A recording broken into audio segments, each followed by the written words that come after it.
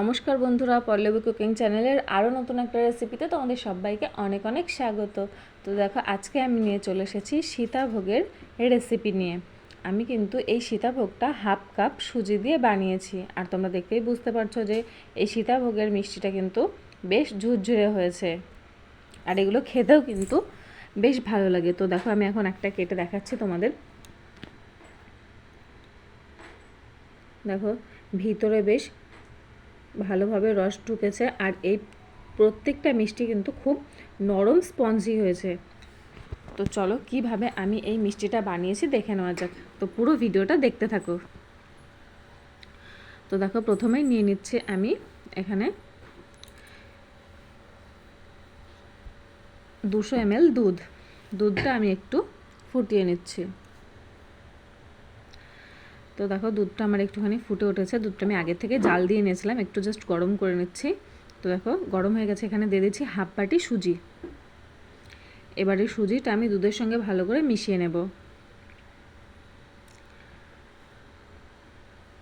তো দেখো, নতুন স্প্যাচুলা কিনেছি আমি, আর এটা নাড়তে নাড়তে কিন্তু স্প্যাচুলাটা একদমই কেমন একটা গলে গলে গেছিলো।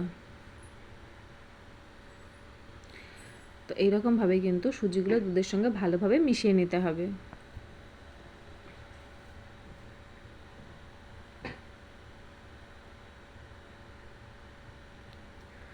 তো দেখো, 2 মিনিট জাল দিয়ে নেওয়ার পরে এরকম একটা শক্ত ডো হয়ে গেছে, আর স্প্যাচুলার অবস্থাটা দেখতেই পাচ্ছ তোমরা কীরকম নরম হয়ে গেছে। এইটাতে আর কাজ হবে না। তো দেখো, এখন আমি আরও 1 মিনিট ভালো করে এটা জাল দিয়ে নিচ্ছি। তো 1 মিনিট জাল দিয়ে নেওয়ার পরে এইরকম সব ডোটাই কিন্তু এরকম খুন্তির উপরে চলে এসেছে, এরকম একটা ডো হয়ে গেছে। এবার আমি এটাকে একটা প্লেটের ভিতরে নামিয়ে নিয়ে খুব ভালোভাবে ঠান্ডা করে নিচ্ছি। তো দেখো, ঠান্ডা করে নিয়ে ফিরে আসছি। 5 মিনিট মতো আমি এটা ঠান্ডা করে নিয়েছি। এর ভিতরে আমি দিয়ে দিচ্ছি একটুখানি বেকিং সোডা, আর দিয়ে দিচ্ছি হাফ চামচ পাউডার মিল্ক। এবার এই পাউডার মিল্ক আর বেকিং সোডাটা ভালো করে এই সুজিটার সঙ্গে আমি মিশিয়ে নিচ্ছি। খুব ভালোভাবে কিন্তু মাখতে হবে।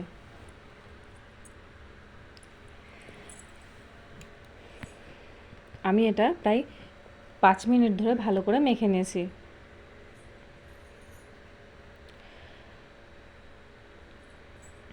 তো তারপর দেখো, এরকম হাতের তালু দিয়ে এরকম একটু ডলে নিয়েছি, তাতে কিন্তু একটুও দানা থাকবে না এর ভিতরে।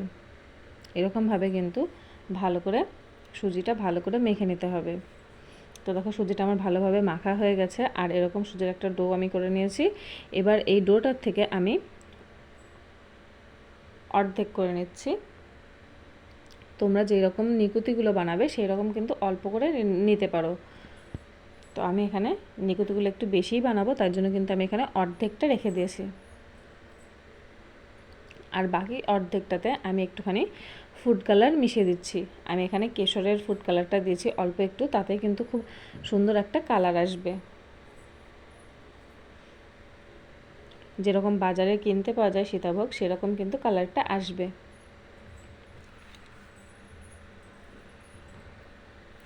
তো এখন এই ফুড কালারটা দিয়ে আমি ভালোভাবে সুজিটা মিশিয়ে নিচ্ছি। খুব ভালোভাবে আমার মাখা হয়ে গেছে।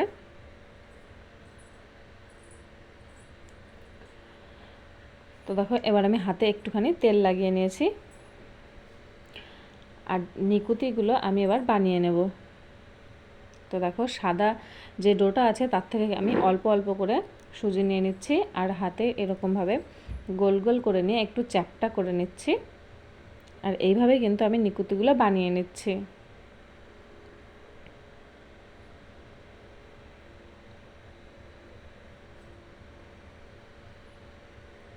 দেখতে পাচ্ছ কত সহজে কিন্তু নিকুতিগুলো হয়ে যাচ্ছে, আর একই রকমভাবে আমি কিন্তু সব নিকুতিগুলো বানিয়ে নিচ্ছি।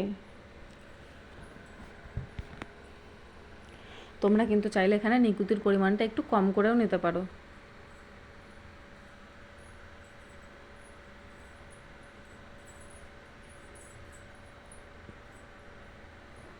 আর আমি এখানে যেহেতু পাউডার মিল্ক ব্যবহার করেছি, তাতে কিন্তু এই মিষ্টিগুলো খুব ভালোভাবে ফুলবে, আর মিষ্টিগুলো খেতেও কিন্তু খুব সুন্দর হবে। তো দেখো, সবগুলো নিকুতি আমার এখানে বানানো হয়ে গেছে।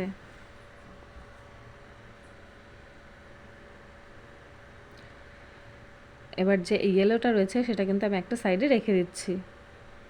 তো দেখো এখন আমি কড়াইতে দিয়ে দিয়েছি তেল, আর তেলটা কিন্তু গরম হয়ে গেছে। এবার আমি এই মিষ্টিগুলো একটু ভাজা করে নেব, আর আমি কিন্তু এখানে খুবই কম তেল দিয়েছি। তো দেখো এখন আমি এক এক করে নিকুতিগুলো ভাজা করে নিচ্ছি।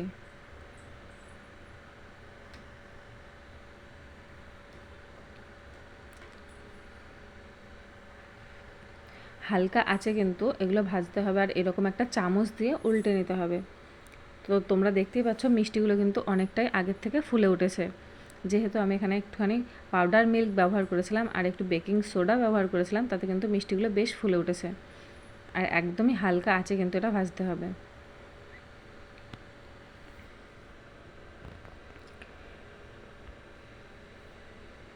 তো এরকমভাবে আমি এগুলো উল্টে নিচ্ছি। আর একটা পাশে আমি কড়াইতে দিয়ে দিচ্ছি 1 বাটি চিনি। আর এখানে আমি 1 বাটি চিনি দিয়েছি, তাই আমি দিয়ে দিচ্ছি 1 বাটি জল। এবার চিনি আর জলটাকে আমি একটু ফুটতে দিচ্ছি। আর এদিকে দেখো আমার মিষ্টিগুলো কিন্তু ভাজা হয়ে গেছে। এবার আমি এই মিষ্টিগুলো তুলে নিচ্ছি। আর বাকি যেগুলো আছে সেগুলো আমি একই রকমভাবে লাল লাল করে ভেজে নেব। তো দেখো এইদিকে আমার চিনির শিরাটাও রেডি হয়ে গেছে। এখানে আমি দিয়ে দিচ্ছি একটুখানি লবঙ্গ, এলাচ আর দারচিনি দিয়ে আরও এটাকে 30 সেকেন্ড মতো আরও একটু জাল দিয়ে নিচ্ছি। আর এদিকে দেখো মিষ্টিগুলো আমার ভাজা হয়ে গেছে। মিষ্টিগুলো কিন্তু ভাজতে একটু টাইম লাগবে। আর এদিকে চিনির শিরাটা কিন্তু আমার একদম রেডি হয়ে গেছে। তো দেখো চিনির শিরাটা কিন্তু কোনো রকম একতার বা দুতারের কোনো প্রয়োজন নেই। এরকম ঠান্ডা করে একটু হাতে নেবে, তারপর দেখবে এরকম চ্যাটচ্যাটে হবে, তখনও কিন্তু বুঝে নিতে হবে যে চিনির শিরাটা হয়ে গেছে। তো এখন আমি চিনির শিরাটা বন্ধ করে দিয়েছি গ্যাসটা। আর যে মিষ্টিগুলো আমি ভেজে রেখেছিলাম সেইগুলো এই চিনির শিরার ভিতর দিয়ে দিয়েছি। আর বাকি যে ইয়েলো কালারের ডোটা আমি রেখে দিয়েছিলাম সেটা এরকম একটা ছোট গ্রেটার নিয়ে নিয়েছি, আর গ্রেটারের সাহায্যে এরকম হাত দিয়ে দিয়ে প্রেস করে নিচ্ছি। আর দেখো কত সহজেই কিন্তু সীতাভোগগুলো তৈরি হয়ে যাচ্ছে। তো তোমরা কিন্তু বাড়িতে অবশ্যই এইরকমভাবে একবার ট্রাই করে দেখতে পারো।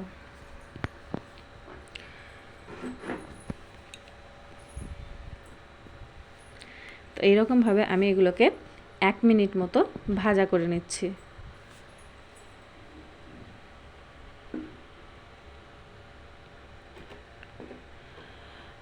তো দেখো এগুলোকে আমি 1 মিনিট মতো ভাজা করে নিয়েছি। এগুলোকে আমি এখন ভালো করে তেল ছেঁকে তুলে নিচ্ছি। আর যে চিনির শিরাটা আমি তৈরি করে রেখেছিলাম তার ভিতরে দিয়ে দিচ্ছি।